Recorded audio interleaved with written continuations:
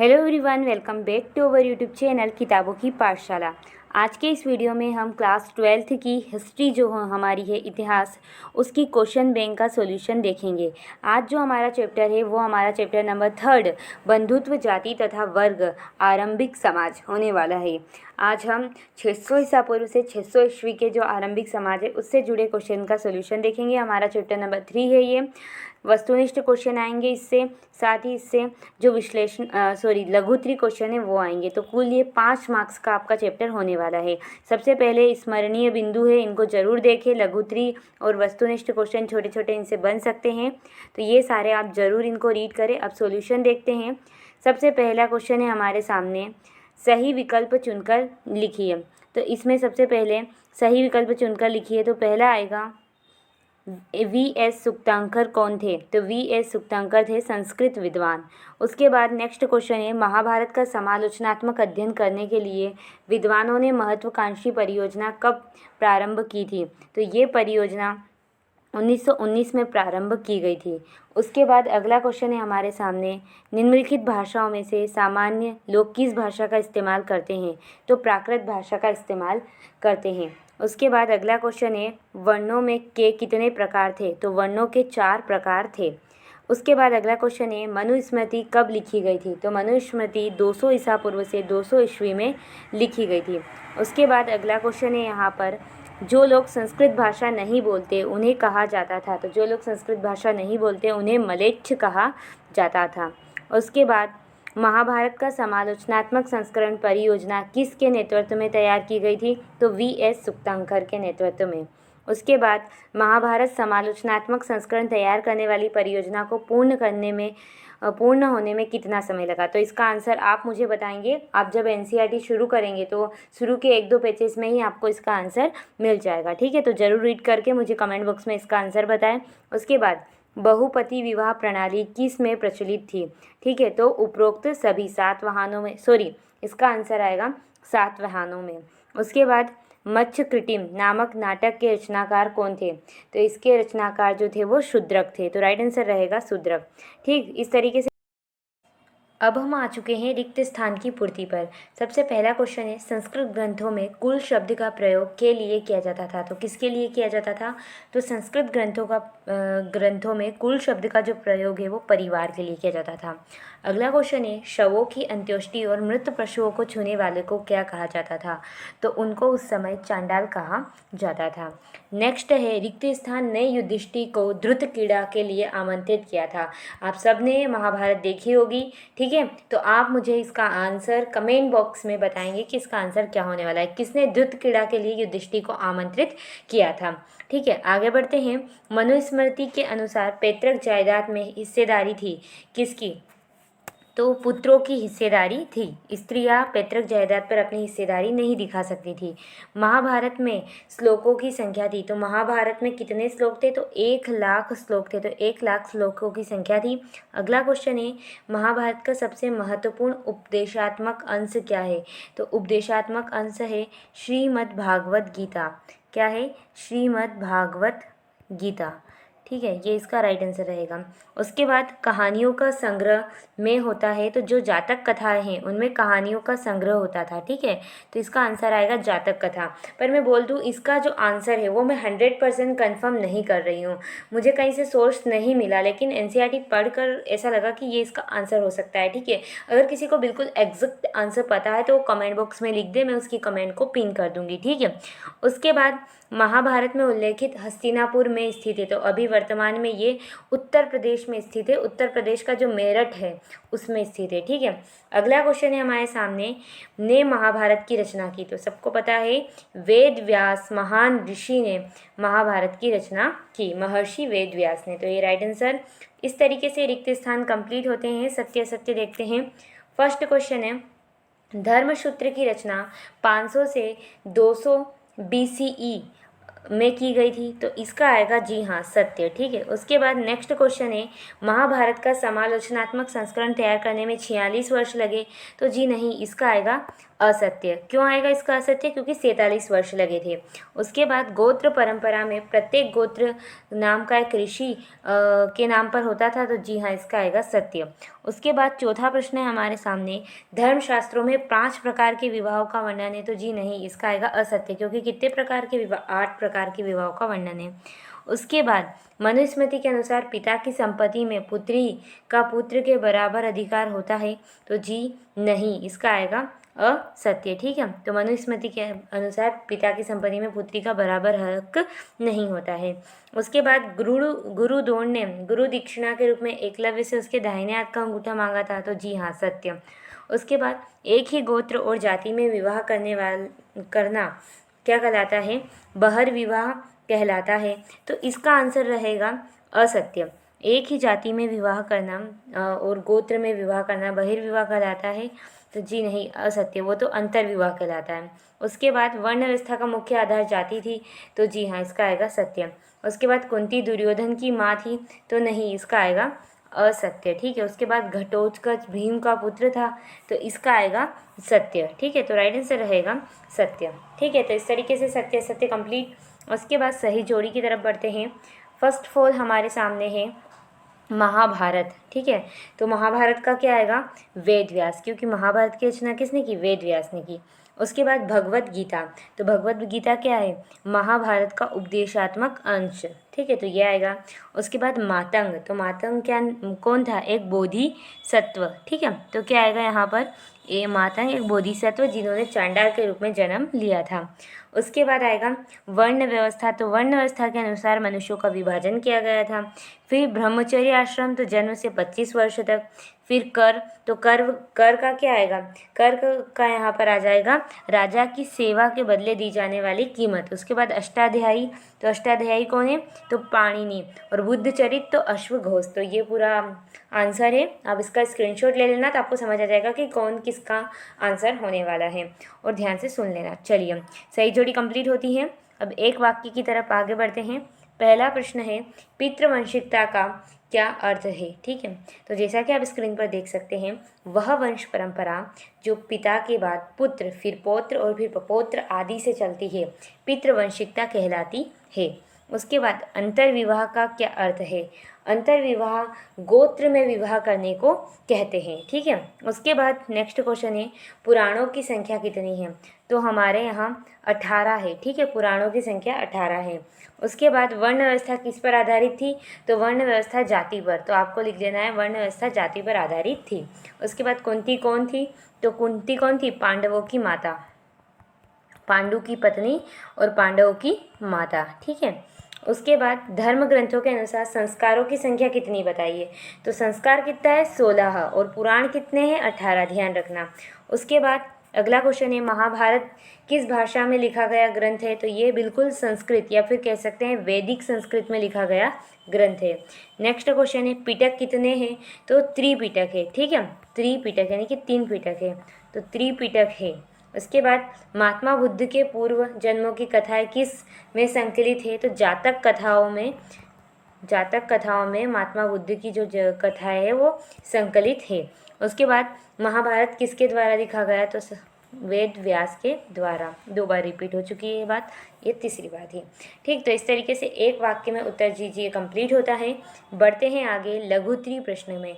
इस चैप्टर से 3 मार्कर का एक क्वेश्चन आएगा, तो जो इसमें क्वेश्चन दिए आप उनको कर लेना, आपके एग्जाम में आपको अच्छे नंबर मिलेंगे। क्योंकि इस साल की जो क्वेश्चन बैंक है हिस्ट्री की, स्पेशली हिस्ट्री की, सारे इंपॉर्टेंट क्वेश्चन दिए हैं जो आपको एग्जाम में बहुत 80 to 90 परसेंटाइज आपको स्कोर करने में हेल्प करेंगे। ठीक है, तो ध्यान से पूरा वीडियो देखें और ध्यान से जो मैं क्वेश्चंस बता रही हूँ उनका सॉल्यूशन भी अपने पास नोट डाउन कर ले, स्क्रीनशॉट लेके रख ले और उनको अच्छे से याद कर ले। ठीक, तो फर्स्ट है, रेशम के बुनकरों की सामाजिक स्थिति क्या थी? वर्णन कीजिए। आपको पता होगा कि रेशम के जो बुनकर थे उनका हमें कुछ वर्णन दिया गया है, तो उनकी सोशल जो स्थिति उसके बारे में बताना है। तो चलिए इसके आंसर को देखते हैं। जैसा कि आप स्क्रीन पर देख सकते हैं, रेशम के बुनकर की सामाजिक स्थिति। मंदसौर अभिलेख में रेशम के बुनकरों की एक श्रेणी का वर्णन है। जो मंदसौर अभिलेख मिला है, मंदसौर कहाँ है? मध्य प्रदेश में है, ठीक है, जिसे पहले दशपुर नाम से जानते हैं, जहाँ पर पशुपतिनाथ का मंदिर है। तो ठीक वहाँ पर एक अभिलेख मिला है, उसमें रेशम के बुनकर की सामाजिक स्थिति बताई गई है। क्या बताया गया उसमें? जो मूलतः लाट यानी कि गुजरात प्रदेश के निवासी थे, यानी कि रेशम के बुनकर थे जो कि गुजरात प्रदेश के थे और वहाँ से मंदसौर चले गए थे और मंदसौर आ गए थे, जिसे उस समय दशपुर के नाम से जाना जाता था। ये कठिन यात्रा उन्होंने अपने बच्चों और बांधवों के साथ, यानी कि उनके बच्चे थे और उनके जो बांधव रहते हैं, परिवार के लोग रहते हैं, जाति के लोग, कुल के लोग, उनके साथ की। उन्होंने वहाँ के राजा की महानता के बारे में सुना था, ठीक है, मंदसौर के जो राजा रहे थे उनकी महानता के बारे में सुना था और उनके राज्य में वो इसलिए बसना भी चाहते थे। यह अभिलेख जटिल सामाजिक प्रक्रियाओं की हमें झलक देता है, यानी कि ये जब अभिलेख पढ़ते हैं तो हमें पता चलता है कि भाई बच्चे थे, बांधव थे उनके, ठीक है, और लोग समाज में अच्छा स्थान पाने के लिए एक से दूसरी जगह जा रहे थे, तो ये हमें पता चलता है। तो ये इसका आंसर है, स्क्रीनशॉट ले लीजिए। बढ़ते हैं नेक्स्ट क्वेश्चन की तरफ। अब अगला क्वेश्चन है यहाँ पर, पितृवंशिकता तथा मातृवंशिकता में अंतर स्पष्ट कीजिए। तो चलिए इसके आंसर को भी देखते हैं। फ्रेंड, जैसा कि आप स्क्रीन पर देख सकते हैं, पितृवंशिकता व मातृवंशिकता में अंतर। वह वंश परंपरा जो पिता के बाद पुत्र, फिर पौत्र और प्रपौत्र आदि से चलती है, पितृवंशिकता कहलाती है। पितृवंशिकता में पुत्र पिता की मृत्यु के बाद उनके संसाधनों पर अधिकार जमा सकते हैं, यानी कि ऐसी परंपरा जो पिता से चलती है। जैसे कि नॉर्मल हमारा भारतीय समाज है, वो पितृवंशिकता को फॉलो करता है। हमारे पापा होते हैं, पापा के बाद जो हमारे भाई होते हैं, जैसे मैं एक लड़की हूँ तो मेरे पापा है, अब मेरा जो भाई है उसका हक है पापा की संपत्ति पर।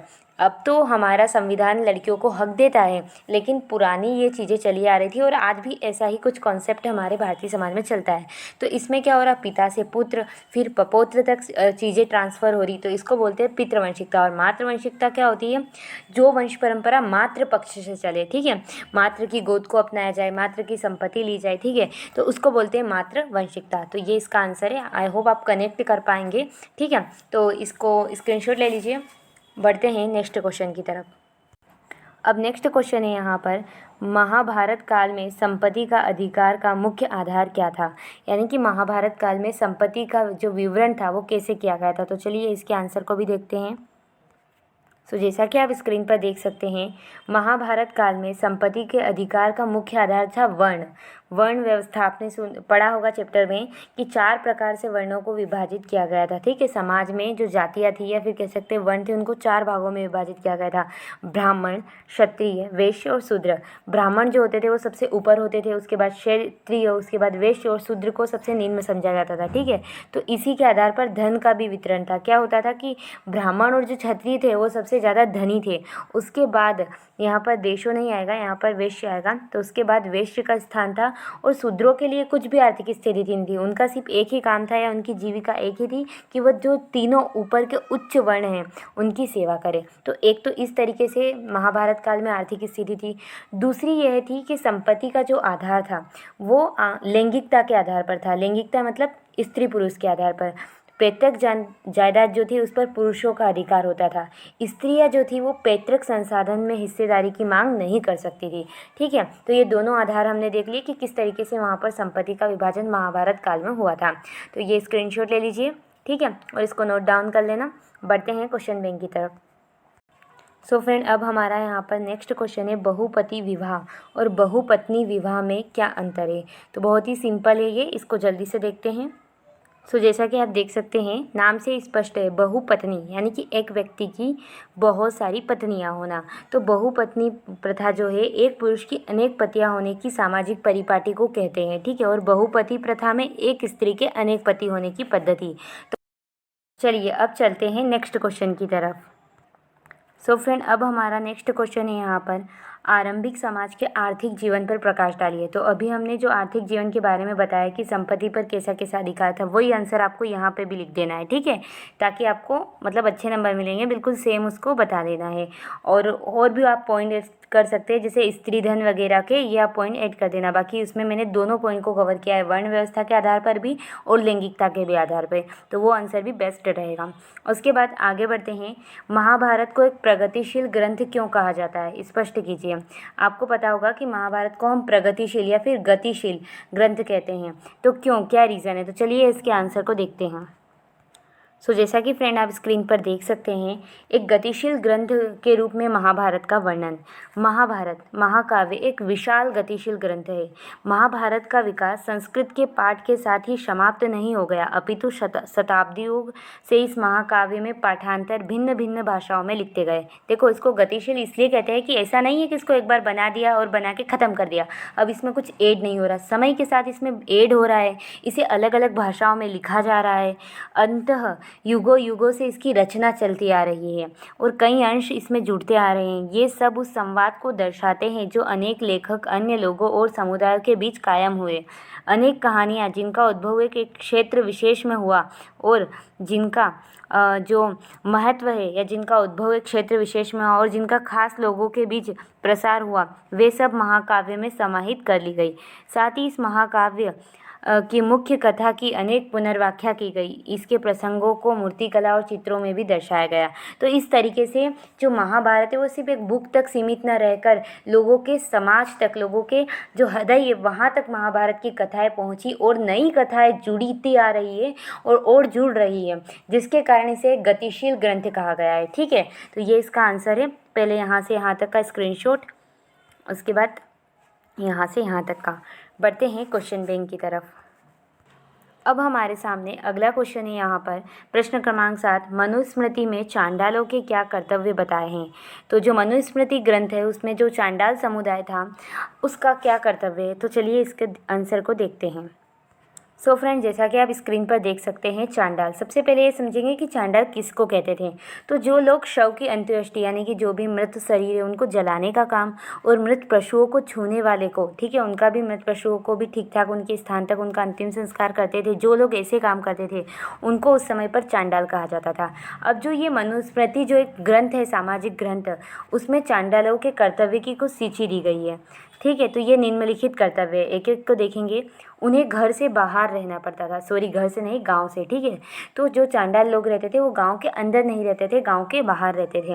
वे फेंके हुए बर्तनों का इस्तेमाल करते थे। जो भी बड़े लोग रहते थे गांव में, वो जब उनके इस्तेमाल किए गए बर्तन को फेंक देते थे तो फिर चांडाल उनका उपयोग करते थे। उसके बाद मरे हुए लोगों के वस्त्र या लोहे के आभूषण पहनते थे। ठीक है, रात्रि में वे गाँव और नगरों में चल फिर नहीं सकते थे। ठीक है, संबंधियों से विहीन मृतकों की उन्हें अंत्येष्टि करनी पड़ती थी और जो भी ऐसे मृत शरीर है जिनका कोई भी नहीं है, लावारिस है, तो उनकी अंत्येष्टि वो करते थे। वधिक के रूप में भी उन्हें कार्य करना पड़ता था। ठीक है, तो ये सब काम जो थे वो मनुस्मृति में चांडालों के लिए दिए गए थे। तो ये इसका आंसर है। तो सबसे पहले यहाँ से यहाँ तक स्क्रीनशॉट, उसके बाद आगे का। बढ़ते हैं नेक्स्ट क्वेश्चन की तरफ। यहाँ पर अब हमारा अगला क्वेश्चन है प्रश्न क्रमांक 8, कौरव और पांडवों के मध्य युद्ध के क्या कारण थे। ठीक है, जो कौरव और पांडव है उनके बीच महाभारत जैसा इतना बड़ा युद्ध हुआ, तो इसका क्या रीज़न है। तो चलिए इसके आंसर को भी देखते हैं। सो फ्रेंड, जैसा कि आप स्क्रीन पर देख सकते हैं, महाभारत का प्रमुख विषय है दो परिवारों के बीच कुरुक्षेत्र के युद्ध, अर्थात तो कौरव और पांडवों के मध्य युद्ध की कथा। ठीक है, महाभारत में मेन जो युद्ध हुआ है उसकी कथा ही वर्णित है। महाभारत के कथानक के अनुसार उत्तरी भारत के गंगा यमुना के दोआब क्षेत्र में भरतवंशीय क्षत्रिय कुल का शासन था। ठीक है, इसी कुल के राजकुमार थे पांडव और कौरव, और पांडवों के और कौरवों के मध्य राज्य अधिकार को प्राप्त करने के उद्देश्य से युद्ध लड़ा गया था। तो जो मेन इस क्वेश्चन का ऑब्जेक्ट है वो क्या है कि क्यों युद्ध लड़ा गया था, तो राज्य अभिषेक के लिए, क्योंकि उनको शासन करना था। तो ये पूरा जो साम्राज्य है, राज्य है, इसका उत्तराधिकारी कौन बनेगा, इसलिए युद्ध हुआ था। इसी युद्ध में श्री कृष्ण, जो कि यदुवंशी नरेश और भगवान विष्णु के अवतार माने जाते हैं, इस युद्ध में अर्जुन को गीता का ज्ञान प्रदान किया था। कुरुक्षेत्र के इस युद्ध में पांडवों की विजय हुई थी। इस विजय के परिणाम स्वरूप जो पांडव के राजकुमार थे युधिष्ठिर, वो राजा बने थे। युधिष्ठिर के बाद परीक्षित राजा हुए। तत्पश्चात परीक्षित के जो पुत्र थे जन्मेजय, वो शासक बने, जिन्हें ऐतिहासिक राजा माना जाता है। इस महाकाव्य में न केवल युद्ध की घटनाओं का ही वर्णन है, बल्कि इस ग्रंथ में विभिन्न सामाजिक समुदाय और परिस्थितियों का लेखा जोखा है। तो आपको समझ आ गया, बहुत सिंपल आंसर है। आपने कोविड के टाइम पे महाभारत देखी होगी, आप समझ गए होंगे कि क्यों कौरव पांडव में इतना बड़ा युद्ध हुआ, क्या रीज़न था, कौन जीता, ये सब कुछ। तो ये इसका आंसर है, स्क्रीनशॉट ले लीजिएगा। बढ़ते हैं क्वेश्चन बैंक की तरफ। अब हमारे सामने यहाँ पर अगला क्वेश्चन है, प्रश्न क्रमांक 9। जाति व्यवस्था के कोई 3 दोष बताइए। आप सबको पता है महाभारत काल में यानी कि प्राचीन काल में 600 ईसा पूर्व से 600 ईस्वी तक के समय में बहुत बड़े स्तर पर भारतीय समाज में जाति प्रथा फैली हुई थी। तो उसमें कौन से दोष थे, चलिए इसको देखते हैं। सो फ्रेंड, जैसा कि आप स्क्रीन पर देख सकते हैं, जाति व्यवस्था समाज में लोगों को वर्गीकृत करने की व्यवस्था है। इस व्यवस्था के परिणाम स्वरूप समाज में अनेक दोष उत्पन्न हुए। जैसे सबसे पहला दोष, श्रम की गतिशीलता पर प्रतिबंध। चूँकि व्यक्ति को अपनी जाति व्यवसाय को ही करना पड़ता था, जिससे वह अपनी इच्छा अथवा अनिच्छा के अनुसार अपना कार्य नहीं बदल सकता था, अतः इसने श्रम की गतिशीलता को रोका। इसमें गतिहीनता उत्पन्न हुई। आपको बात समझ में आई? पहला पॉइंट ये कहता है कि जैसे जाति व्यवस्था के आधार पर लोगों को बांट दिया, इससे क्या हुआ कि जो व्यक्ति जिस समुदाय में पैदा हो रहा था उसको उसी जाति का काम करना पड़ता था, जिसकी वजह से जो कुछ लोग अगर उनका काम चेंज करना चाहते थे वो भी नहीं कर पाते थे। तो इससे श्रम की गतिशीलता पर रोक लगती थी, प्रतिबंध होता था। ठीक है। दूसरा यहाँ पर है अस्पृश्यता। अस्पृश्यता को सिंपल लैंग्वेज में कहते हैं छुआछूत। जाति व्यवस्था ने क्या किया? अस्पृश्यता को जन्म दिया, जिसके परिणाम स्वरूप समाज का एक वर्ग जो था वो उपेक्षित और दमित महसूस करता था। जाति व्यवस्था में क्या होता था, जो ब्राह्मण थे, क्षत्रिय थे, वो शूद्र यानी कि निम्न जाति के लोगों को छूते नहीं थे, उनसे बात नहीं करते थे, उनकी तरफ देखना पसंद नहीं करते थे। ठीक है। तो इसकी वजह से जो समाज में एक समुदाय था या एक जाति थी वो पूरी तरीके से नीचे दब गई। ठीक है। उनका बहुत शोषण हुआ। तो दूसरा है अस्पृश्यता। तीसरा है शोषण की स्थिति। शोषण की स्थिति जाति व्यवस्था के कारण क्या होता है, समाज के जो उच्च वर्ग थे निम्न वर्ग का शोषण करते थे, जिससे निम्न वर्ग का विकास नहीं हो पाता। अतः जाति व्यवस्था के परिणाम स्वरूप समाज में जातियों के विरोध में भावना पनपी। आया समझ में? जो बड़े लोग रहेंगे वो छोटे लोगों का शोषण करना शुरू कर देते थे। इससे जाति व्यवस्था के परिणाम स्वरूप शोषण की स्थिति उत्पन्न हुई। उसके बाद सामाजिक प्रगति में रुकावट। देखो, जाति व्यवस्था सामाजिक प्रगति में बाधा उत्पन्न करती है, क्योंकि जाति परंपरा के कारण समाज में एकता का अभाव हो जाता है। वह सामाजिक प्रगति क्या हो जाती है? ठहर जाती है, क्योंकि एक जाति के लोग जब दूसरी जाति पे शोषण करेंगे तो क्या समाज व्यवस्थित चल पाएगा? नहीं चल पाएगा।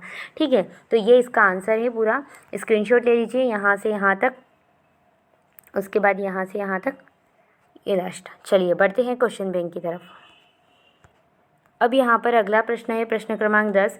आरंभिक समाज के आर्थिक जीवन पर प्रकाश डालिए। तो ये वही क्वेश्चन है जो प्रश्न क्रमांक 5 में था, और इसके लिए मैंने आंसर बताया था आपको प्रश्न क्रमांक 3 वाला। आप समझ गए होंगे, क्योंकि हमें आर्थिक स्थिति के बारे में बताना है कि कैसे वर्ण के आधार पर आर्थिक स्थिति थी और लैंगिकता के आधार पर। ठीक है। तो प्रश्न क्रमांक 10 का आंसर, इसी का आंसर आपको लिख देना है। ठीक। तो देखो, इस तरीके से प्रश्न क्रमांक 10 तक तो कंप्लीट हो गए। अब जो ये आगे के क्वेश्चन है इसको हम नेक्स्ट पार्ट में यानी कि पार्ट 2 में करेंगे। ये जो सारे क्वेश्चन है इस वीडियो में, यानी कि हमने पार्ट 1 में क्वेश्चन 10 तक इसका सोल्यूशन देख लिया, आगे का पार्ट 2 में देखेंगे। आई होप आपको ये वीडियो पसंद आया होगा। ये जो सोल्यूशन है ये आपको हेल्प कर रहा होगा। और एक बार मेरा ये कहना है कि आप सारे क्वेश्चन के आंसर को आपकी फेयर नोट में लिख लीजिए अच्छे से और उनको याद कर लीजिए, क्योंकि वो काफ़ी इंपॉर्टेंट है आपकी बोर्ड एग्जाम के पॉइंट ऑफ व्यू से। ठीक है। तो चलिए इसको जल्दी से शेयर कीजिए अपने फ्रेंड के साथ। अगर वीडियो पसंद आया तो लाइक कीजिए। And thanks for watching. धन्यवाद।